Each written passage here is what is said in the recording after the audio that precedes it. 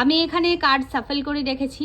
In short দেখে নেব যে তোমার মনের মধ্যে যে মানুষটাকে নিয়ে ভাবছো তার বর্তমান অনুভূতি তোমার জন্য কি আছে। আজকে আমি স্ট্যান্ডে ভিডিও করছি না, হাতে ধরে করছি, সেই জন্য একটু হয়তো তোমাদের অন্যরকম মনে হতে পারে, বাট ইটস ওকে, আমাদের দরকার মেসেজটা।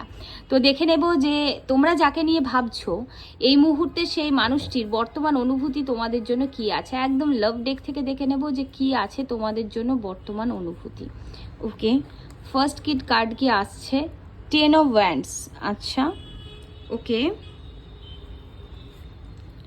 And the devil card. আমি এখানে যেটা দেখতে পাচ্ছি যে এই মানুষটা কোথাও না কোথাও তার জীবনে কোনো থার্ড পার্টি আছে, ঠিক আছে?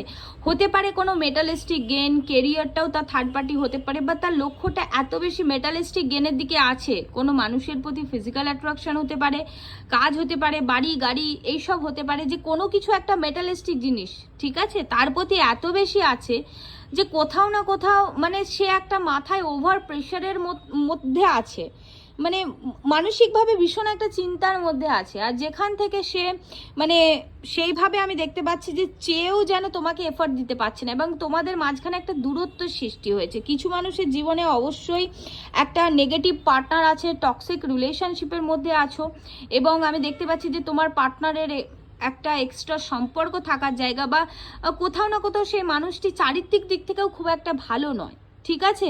এবং তোমার সাথে কথা বলে সে ফিল করে যে একটা প্রেশার ক্রিয়েট করে, তো সেই জন্য একটা দূরত্ব বজায় রাখছে, এবং তার ফোকাসটা পুরোপুরি অন্য দিকে আছে বন্ধুরা। সেরকমটাই কিন্তু পাচ্ছি তোমার পার্টনারের কারেন্ট এনার্জি।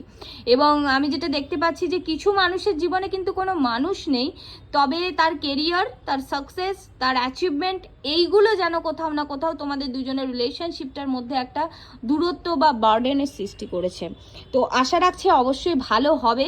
নেক্সট আরেকটু দেখে নেব যে কি হচ্ছে। আচ্ছা, দ্য ওয়ার্ল্ডের কার্ড।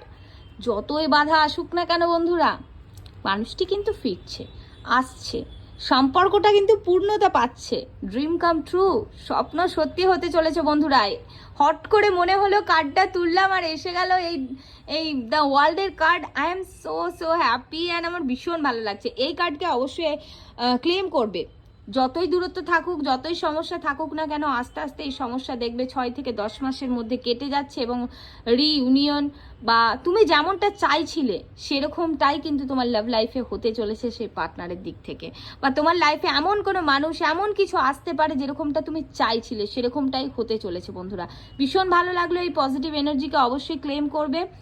আর যারা পার্সোনালি কথা বলতে চাইছো তারা স্ক্রিনে দেওয়া হোয়াটসঅ্যাপ নাম্বারে আমার সাথে যোগাযোগ করতে পারো। Thank you.